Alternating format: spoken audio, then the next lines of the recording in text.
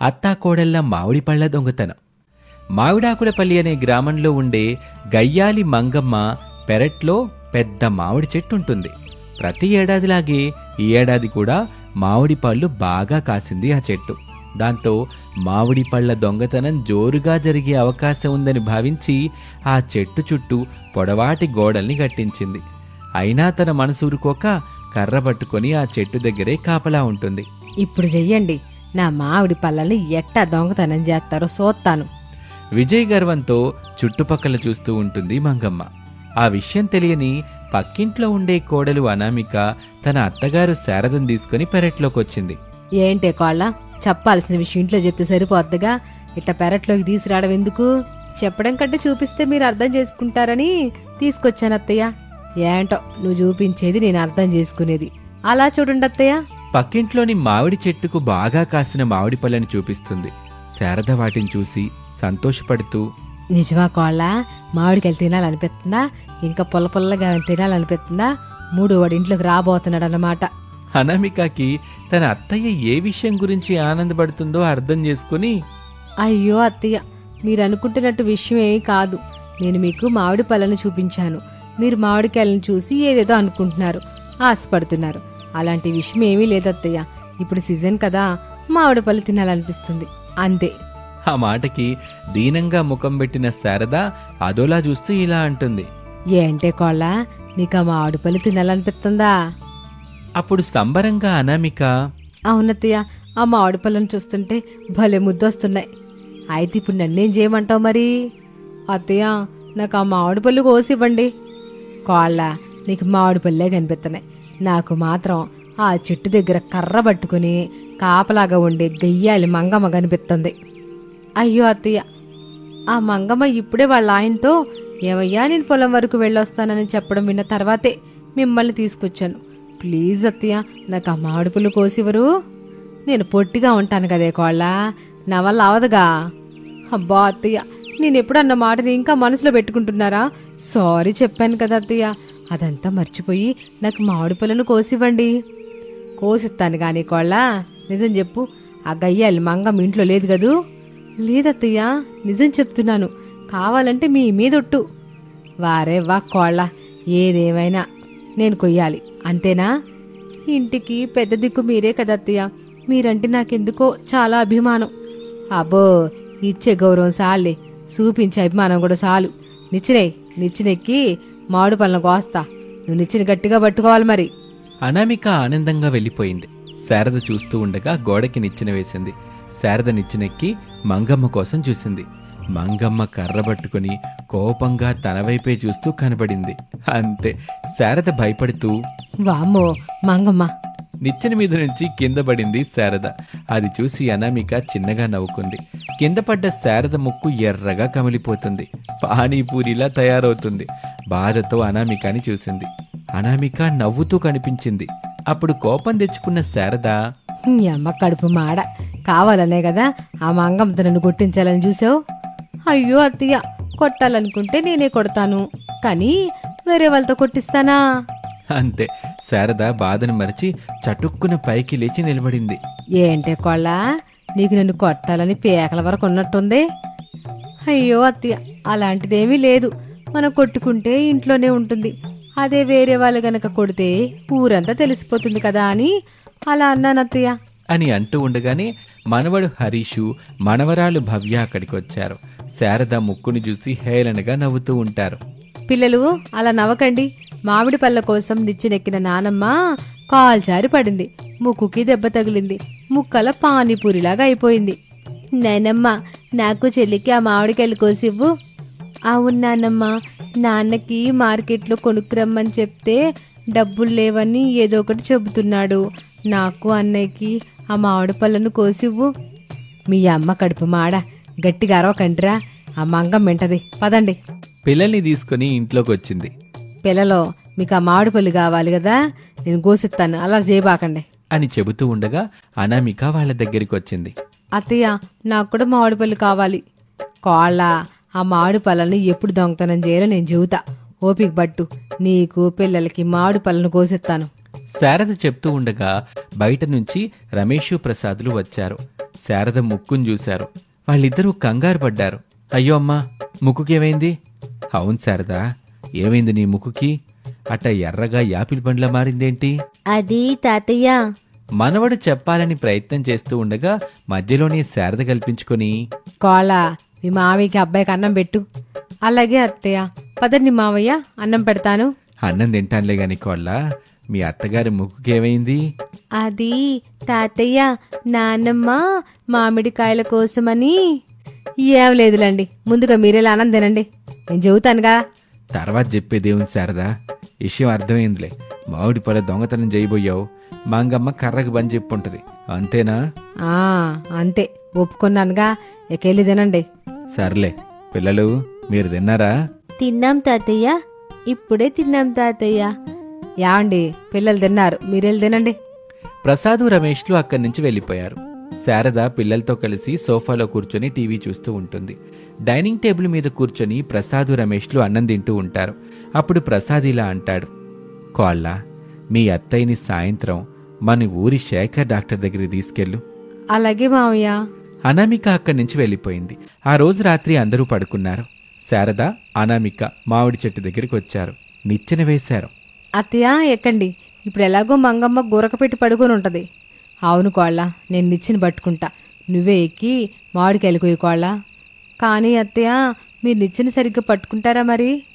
పట్టుకుంటానులేవే, నీకేం భయం లేదు, నువ్వు నిచ్చెన ఎక్కు. ఒక నిమిషం ఆకోళ్ళ, ఇప్పుడే వస్తా. ఇప్పుడెక్కడికి అత్తయ్య? మంగమ్మ ఇంటికి వెళ్ళి బయట నుంచి గడియ పెట్టొత్తా. ఇది నేను చెప్పుడైనా మంగమ్మ ఇంట్లో నుంచి బయటికి రాదుగా, అప్పుడు మనం ఏమాత్రం భయపడకుండా మామిడిపళ్ళు దొంగతనం చేసుకోవచ్చు. సరే అత్తయ్య. శారద నెమ్మదిగా పక్కింటి మంగమ్మ ఇంటికొచ్చింది. తలుపుకి గడియ పెట్టింది. సంతోషంగా మళ్లీ అనామిక దగ్గరికి వచ్చేసింది.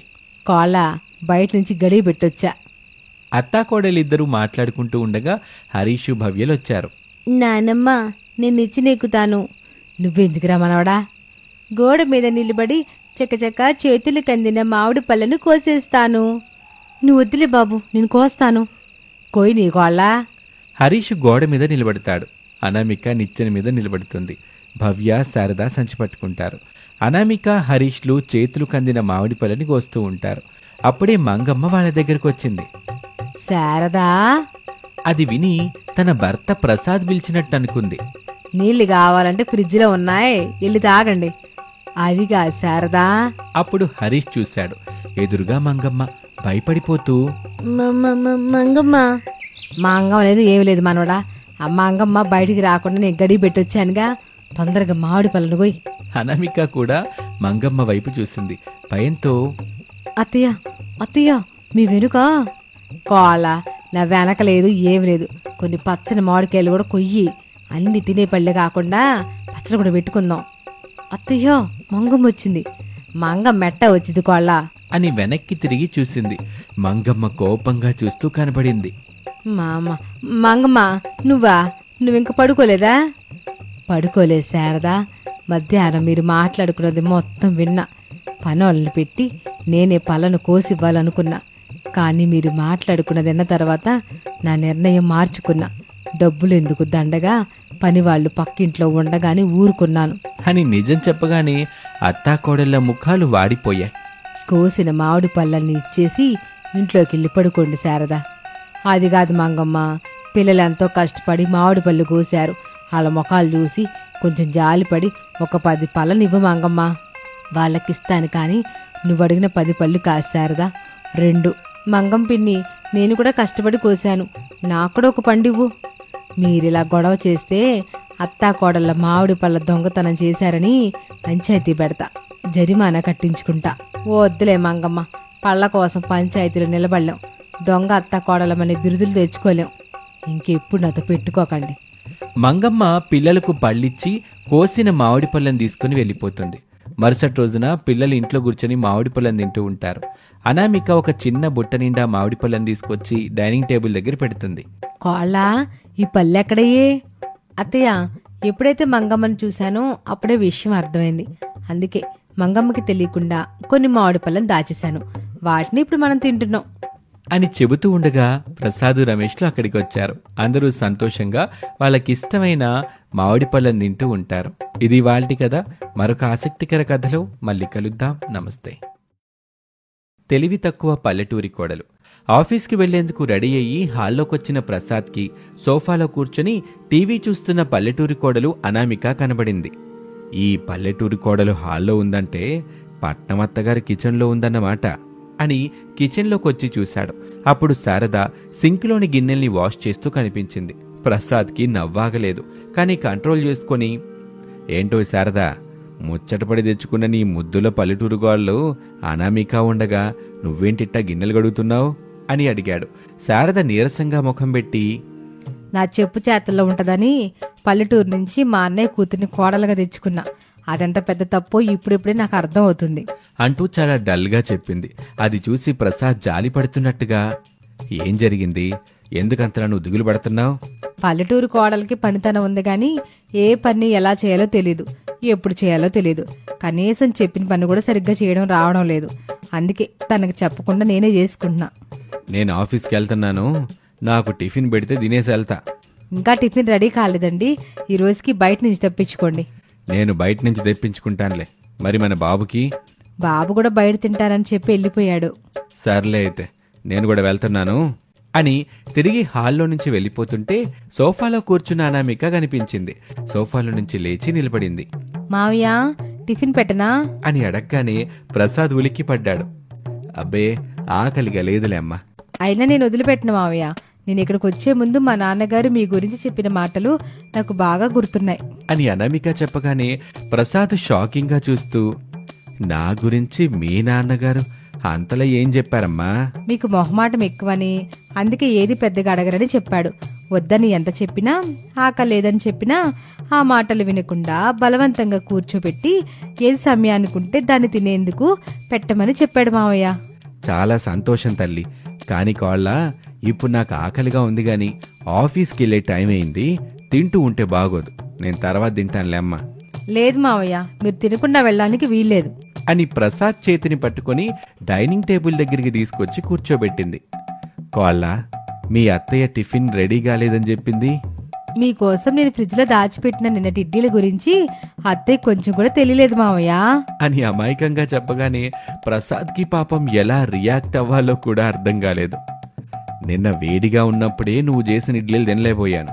ఇప్పుడు ఫ్రిడ్జ్లో పెట్టి కూల్గా ఇడ్లీలను చేస్తే ఎట్టా తినాలి తల్లి అని తనలో తాను అనుకుంటూ అలా కూర్చుండిపోతాడు. అనామిక వెళ్లి ఫ్రిడ్జ్లో ఇడ్లీ గిన్నెని తీసుకొచ్చి ప్రసాద్ ముందు పెట్టింది. ఆ గిన్నెలో నుంచి కూలింగ్ పొగ వస్తూ ఉంటుంది. అదోలాగా ముఖం పెట్టి కోడలి వైపు చూశాడు. తినండి మావయ్య. మీరు ఆకలితో ఆఫీస్కి వెళ్లారని మా నాన్నకి తెలిస్తే ఇంకేమైనా ఎద్దులు బండి కట్టుకుని వచ్చి మరీ నన్ను తిడతాడు. మా అమ్మనైతే కొట్టేస్తాడు మావయ్య. మీరు ఇడ్లీ తింటారా లేదంటే మా అమ్మని కొట్టిస్తారా? లేదులే అమ్మా కోళ్ళ. ఏంటి మావయ్య, ఇడ్లీ తినలేరా? అయితే మా అమ్మకి దెబ్బలు తప్పవన్నమాట. అయ్యో కోళ్ళ, నేను ఇడ్లీలు తింటాననే చెప్తున్నానమ్మా. అయితే తినండి మావయ్య అని మురిసిపోతుంటే ప్రసాద్ కూల్గా ఉన్న ఇడ్లీని నోట్లో పెట్టుకున్నాడు. అంతే, దాన్ని తినలేక బయటికి ఉమ్మేశాడు. అది చూసి, అయ్యో మావయ్య, తినలేకపోతున్నారా? ఒక్క నిమిషం, ఇప్పుడే వస్తాను అని అనామిక అక్కడి నుంచి వెళ్ళిపోతుంది. కిచెన్లో నుంచి శారద వచ్చి, ఇదేంటండి, ఆఫీస్కి వెళ్తానని చెప్పి ఇక్కడే కూర్చున్నారు? నేనెక్కడ కూర్చున్నాను, మన పల్లెటూరు కోడలు కూర్చోబెట్టింది. ఎందుకంట? ఎందుకేంటి, నిన్న మిగిలిపోయిన ఇడ్లీల్ని ఫ్రిడ్జ్లో పెట్టిందంట. ఏంటి, నిన్న చేసిన ఇడ్లీని ఫ్రిడ్జ్ లో పెట్టిందా? అవును శారద, ఇప్పుడు నేను వాటిని తినేసి ఆఫీస్కి వెళ్లాలని పట్టుబట్టింది. అవేమో రాయిలా మారిపోయా, తినలేబోయాను. ఇప్పుడే వస్తాను మామయ్య అని చెప్పి లోపలికి వెళ్ళింది. ఏం చేసుద్దో ఏమో అని చెబుతూ ఉండగా అనామిక అక్కడికి ఒక సుత్తిని తీసుకొని వచ్చింది. శారదా ప్రసాద్లు ఆ సుత్తిని చూసి ఆశ్చర్యపోయారు. అనామిక ఇడ్లీని డైనింగ్ టేబుల్ మీద పెట్టి సుత్తితో కొడుతూ ఉంటుంది. అయినా సరే ఆ ఇడ్లీ ముక్కలు కాకుండా అలాగే గట్టిగా ఉంటుంది. రాళ్లు కొట్టిన సౌండ్ వస్తుంటే శారదా దంపతులు భరించలేక శారదైతే బెడ్రూమ్లోకి పరుగులు పెట్టింది. ప్రసాద్ కూడా బయటకు పరిగెత్తాడు. అనామిక అదేమీ పట్టించుకోకుండా సుత్తితో ఇడ్లీలు కొడుతూనే ఉంటుంది, గట్టిగా కొడుతూ ఉంటుంది. పాపం ఆ డైనింగ్ టేబుల్ ఆ దెబ్బలకి తట్టుకోలేక 2 ముక్కలైపోతుంది. తనేమని సౌండ్ రావటంతో శారద బెడ్రూమ్ గుమ్మం దగ్గర నిలబడి చూసింది. 2 ముక్కలైన డైనింగ్ టేబుల్ కనిపించింది. అయోమయంగా, వామ్మో, ఈ తెలివి తక్కువ పల్లెటూరు కోడల్ని భరించడం కష్టమే. ఇట అన్నిటిని ముక్కలు ముక్కలు చేసుకుంటూ పోతే తండ్రి కొడుకుల సంపాదన మొత్తం ఇంట్లో కావలసిన సామాన్లు తెచ్చుకోవడానికి అయిపోద్ది. ష్, ఏం చేయాలి అని అనుకుంటూ ఉండగా సుత్తి పట్టుకొని అనామిక తన దగ్గరికి వచ్చింది. శారద భయపడిపోతూ ఉంటుంది. ఏంటే కోళ్ళ సుత్తి పట్టుకుని ఎట్టాకొచ్చావు? అత్తయ్య, ఎంత కొట్టినా ఇడ్లీలు పగలట్లేదు, ఏం చేయమంటారు? నన్ను ఎత్తి మీద పెట్టుకోవటవే. అయితే కొంచెం బెడ్ వరకు పదండి అత్తయ్య, నేను బెడ్ ఎక్కి మీ తల మీద ఈ ఇడ్లీ పెట్టి గట్టిగా కొడతాను. అప్పుడు డైనింగ్ టేబుల్ 2 ముక్కలైనట్టు నా తల 2 ముక్కలైద్ది. నేను పిలిచినప్పుడు వచ్చి కొట్టొచ్చు కదా. ఇప్పుడు నువ్వు టీవీ చూడు, ఎల్లు. అలాగే అత్తయ్య అని చేతిలో ఉన్న సుత్తిని వదిలిపెట్టింది. అంతే, శారద కాలి మీద పడింది. అది శారద గట్టిగా అరవలేక నోటిని చేత్తో మూసుకుంది. 1 గంట గడిచిన తర్వాత ఆఫీస్లో రమేష్ కూర్చొని వర్క్ చేసుకుంటూ ఉంటాడు. తన సెల్ ఫోన్ రింగ్ అయింది. రిసీవ్ చేసుకుని, చెప్పు మమ్మీ. బాబు రమేష్, మీ నాన్నగారు ఆఫీస్కి వస్తున్నారు, తినడానికి ఏమైనా తెప్పించరా? అలాగే తెప్పిస్తానులేమ్మా. ఉదయమే తమరి పల్లెటూరు కోడలు చేసిన ఘనకార్యం గురించి చెప్పింది, వెళ్ళి చూశాను. కిచెన్ మొత్తం క్లీన్ చేయడానికి టైం పట్టింది బాబు. అనామిక ఏం చేస్తుంది మమ్మీ? తెలివి తక్కువదిగా బాబు, ఏదో ఒక పనికి మళ్ళీ పని చేస్తానే ఉంటది. ఏరి కోరి మరీ తెచ్చుకున్నావు కదా మమ్మీ మీ అన్నయ్య కూతుర్ని. అందుకే బాబు నేను మళ్ళీ మళ్ళీ చేసుకుంటున్నాను. ఎలా చెయ్యాలో చెప్పుకుంటూ అన్ని పనుల్ని నేర్పించు మమ్మీ తనకి అని చెబుతూ ఉండగానే ప్రసాద్ ఆఫీస్కి వచ్చాడు. మమ్మీ, డాడీ ఆఫీస్కి వచ్చాడు, ఇక నేను చూసుకుంటానులే అని చెప్పి రమేష్ ఫోన్ పెట్టేశాడు. ప్రసాద్ కుర్చీలో కూర్చొని, కోడలి తెలివి తక్కువతనంతో మీ అమ్మ చాలా ఇబ్బంది పడుతుందిరా. డాడీ, అది ఇంటి గొడవ, అత్తా కోడలు ఇద్దరు చూసుకుంటారులే. ఇప్పుడు మనం ఆఫీస్లో ఉన్నాం, ఆఫీస్ వర్క్ చేసుకుందాం అని వర్క్ చేసుకుంటూ ఉంటారు. అలా ఆ రోజు గడిచిపోయింది. మరుసటి రోజున ఆఫీస్కి వెళ్లాలని ప్రసాదు రమేష్లు రెడీ అయ్యి హాల్లో ఒక మూల ఉన్న చెప్పుల స్టాండ్ దగ్గరికి వచ్చారు. అక్కడ వేసుకోవటానికి చెప్పులు, షూలు కనిపించలేదు. ఒక స్టాండ్ మాత్రమే ఉంది. అయోమయంగా ఒకరి ముఖం ఒకరు చూసుకొని, ఇదేంటి నాన్న, ఇక్కడ చెప్పుల స్టాండ్ మాత్రమే ఉంది, చెప్పులు లేవు? నాకు మాత్రం ఏం తెలుసు బాబు, ఉండు మీ అమ్మని పిలిచి అడుగుతాను. శారదా, శారదా, ఓసారి చెప్పు స్టాండ్ దగ్గరికి రా అని గట్టిగా అనగానే శారదా వాళ్ళ దగ్గరికి వచ్చింది. అబ్బా, ఏంటండి, ఏం జరిగింది? ఎందుకు అంత అరుస్తున్నారు? చెప్పుల స్టాండ్ని చూడు శారదా, ఏం జరిగిందో నీకే తెలుసుద్ది అని చెప్పగానే శారద చెప్పుల స్టాండ్ వైపు చూసింది. స్టాండ్ మొత్తం ఖాళీగా ఉంటుంది, చెప్పులుండవు. శారదకి గందరగోళంగా ఉంది. కోళ్ళ, అనామిక అని పిలవగానే అనామిక వాళ్ళ దగ్గరికి వచ్చింది. ఏంటత్తయ్య, చెప్పులు లేవు, షూ లేవు, చెప్పులు స్టాండ్ ఒక్కటే ఉంది, ఏం చేసావే? చూపిస్తాను రండి అత్తయ్య అని వాళ్ళని తీసుకుని ఫ్రిడ్జ్ దగ్గరికి వచ్చింది. డోరు తెరిచింది. ఫ్రిడ్జ్లో చెప్పులు, షూలు ఉంటాయి. అందరూ షాక్తో తెల్ల మొక్కలు వేసుకుని ఒకరినొకరు చూసుకున్నారు. అనామిక మాత్రం గర్వంగా, చూసారా అత్తయ్య, మీరు చెప్పినట్టే చేశాను అని అనగానే శారదకి విపరీతమైన కోపం వచ్చింది. నీ అమ్మ కడుపు మాడ, నేను నీకు చెప్పిందేంటి, నువ్వు చేసిందేంటి? మీరే కదా అత్తయ్య పాడవకుండా పెట్టమన్నారు, అందుకే తీసుకొచ్చి ఇందులో పెట్టాను. ఇందులో పెట్టింది పాడు కాదని చెప్పింది కూడా మీరే కదా. అన్ని మీరే చెప్తారు, మళ్ళీ తిడతారు, మర్చిపోతారు అని చెప్పగానే ప్రసాదు రమేష్లకి తల తిరిగినట్టవుతుంది. ఏమీ మాట్లాడకుండా సోఫాలో కూర్చుంటారు. అత్తయ్య, ఇప్పుడు వీటి కోసమే నన్ను పిలిచారా? అవును కోళ్ళ, వీటి గురించే పిలిచా. కానీ నువ్వేంటెట్ట చేసావు? నేను చెప్పింది ఫ్రిడ్జ్ లో పెట్టమని కాదు కదా. అత్తయ్య, పాడవకుండా పెట్టమని చెప్పింది మీరే, ఈ ఫ్రిడ్జ్ లో పెడితే పాడు కాకుండా ఉంటాయని చెప్పింది కూడా మీరే. ఇప్పుడు నన్నెందుకు తిడుతున్నారు? కోళ్ళ, నేను పాడవకుండా పెట్టమని చెప్పింది ఈ స్టాండ్లోనే. చెప్పుల్ని, షూల్ని ఎవరైనా ఫ్రిడ్జ్ లో పెట్టుకుంటారా చెప్పు? ఆ మాత్రం తెలివి లేకుండా ఉంటే ఎట్టా చెప్పు? పాడవకుండా కవర్ కప్పమని చెప్పా, ఇట్టా ఫ్రిడ్జ్ లో పెట్టమని నేను నీకు చెప్పలేదు కదా. మీరు కొట్టినా తిట్టినా మీరు చెప్పింది చేసుకుపోవడమే నా పని అని అనామిక అక్కడి నుంచి వెళ్ళిపోతుంది. ప్రసాదు రమేష్లు షూలు లేకుండానే కారులోనే ఆఫీస్కి వెళ్ళిపోతారు. ఇలాగే రోజులు గడుస్తూ ఉంటాయి. తెలివి తక్కువ పల్లెటూరి కోడలు అనామికతో ఏదో ఒకలాగా ఇబ్బందులు పడుతూనే ఇంటి పనులన్నీ కానించేస్తూ సంసారాన్ని సుఖంగా గడిపేయటానికి ప్రయత్నం చేస్తూ ఉంటుంది శారద. ఇలా తెలివి తక్కువ కోడలి ఇబ్బందులతోనే ఆ కుటుంబం అలా కాలం నెట్టుకొచ్చేస్తూ ఉంటుంది. ఇది వాల్టి కథ. మరొక ఆసక్తికర కథలో మళ్ళీ కలుద్దాం. నమస్తే.